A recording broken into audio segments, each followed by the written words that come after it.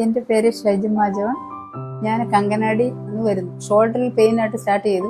Gastric ഉണ്ടായിരുന്നു. ഫിസിഷ്യന്റെ medicine എടുത്തു. അതിനെനിക്ക് റിക്കവറി ആയില്ല. അതിന് ഡോക്ടർ പറഞ്ഞു ഫ്രോസൺ ഷോൾഡർ ആണെന്ന് പറഞ്ഞു. ഞാൻ ബസ്സിൽ ട്രാവൽ ചെയ്യുന്ന ഒരു വ്യക്തിയാണ്. പക്ഷെ എനിക്ക് ബസ്സിൽ യാത്ര ചെയ്യുന്ന സമയത്ത് ബസ്സിൽ സഡൻ ബ്രേക്ക് ഇടുന്ന സമയത്ത് ബസ്സിൽ ഇങ്ങനെ പിടിക്കുമ്പോൾ പെട്ടെന്നൊരു പെയിൻ വരും. ആ പെയിൻ വരുമ്പോഴത്തേക്ക് എനിക്ക് കൈ തളർന്നു പോകുന്ന ആ ഒരു ഫീൽ വരെ എനിക്ക് ഉണ്ടായിരുന്നു. പക്ഷെ 10 days എനിക്ക് ആയുർവേദ ട്രീറ്റ്മെന്റ് എടുത്തപ്പം ഫുള്ളി ഞാൻ റിലാക്സ് ആയ ഒരു ഫീലാണ് എനിക്ക് വന്നിരിക്കുന്നത്.